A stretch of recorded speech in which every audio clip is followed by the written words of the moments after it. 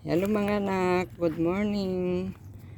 Andito na naman ang mami nyo, dakilang magsasaka. Papakita ko sa inyo ang aking mga gulay. Ito ang palaya.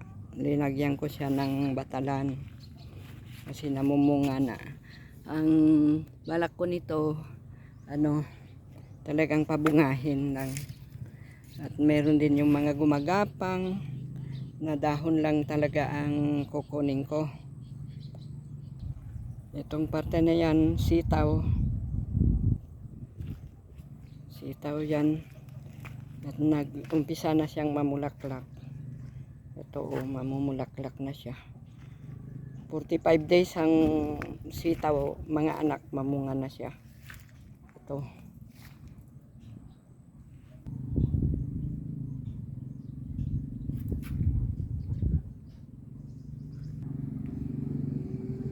Ito rin yung mga kalabasa, pumpkin, mga tanim ko, mga bata pa sila. Ayun, maliliit pa. Mga pa lang ito, 29 days na sila.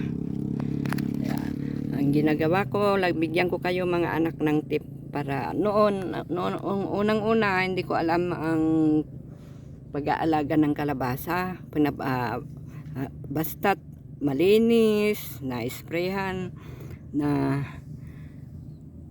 abono, lagyan ng fertilizer pero hindi pala mga anak. Ito mahaba na. Ang alam ko noon, basta pababayaan na lang siya humaba. Bahala na lang siya na mag-produce ng sarili niyang protein chain, mga sanga. Hindi pala mga anak. Dapat sa ganitong kahaba na may 10 buko. Puputulan mo ang dulo ngayon na maliliit pa para magsanga siya ng marami, para marami siyang maging kaya ito puputulan ko ito dulo niya para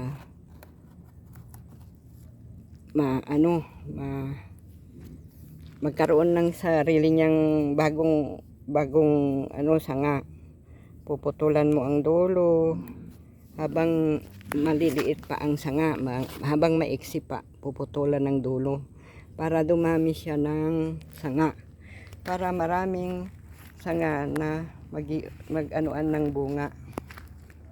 Ganito pala mga anak ang pag-aalaga ng kalabasa. Huwag mo siyang hayaan na sarili niya lang ang gagawa ng sarili niyang sanga. Tulungan mo siya na dumami ng sanga. Putulan mo itong dulo niya ito. Habang ganyan pa kahaba ng kanyang sanga, putulan mo siya para dumami ng sanga. Ganito pala mga anak.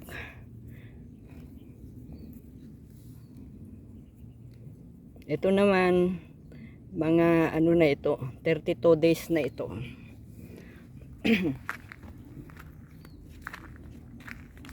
Kaya ito mga anak, ito na ito, 45 days na ito. Mahigit 45 days na malago na siya. Marami na siyang sanga. Malapit na siyang mamumulaklak. Ganito mga anak ang buhay ng mami nyo. Mga garden niya. At may mga maalaga din akong manok. Manok.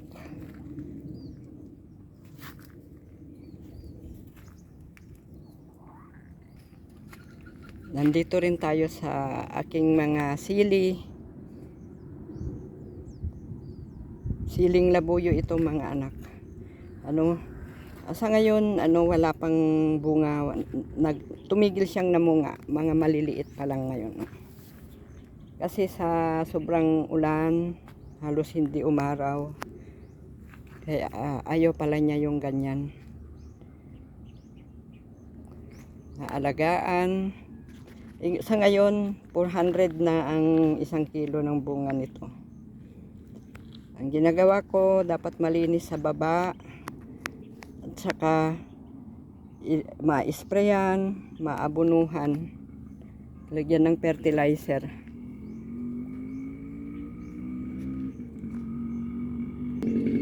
May mga sitaw din ako dito, parte dito. Mamumulaklak na sila kasi 45 days na sila. Ito yung mga sitaw ko. At may tanim din akong talong. Itong talong, ano yan? Binunot ko yan doon sa ibang pilapil kasi sa sobrang ulan, ilinipat ko sila. Kasi mamamatay sila sa sobrang tubig. Kaya ito, tumubo na sila. Pwede rin ganyan mga anak.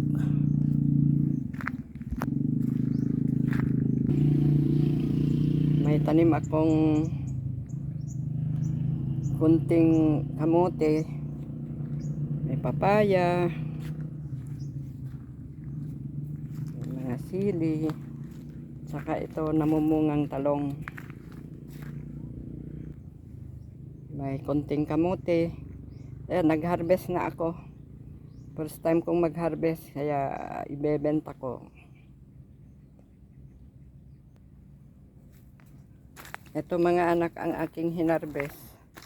Dapat ito ano ko sa tubig, isawsaw ko sa tubig, saka balutin ng plastic para hindi malanta.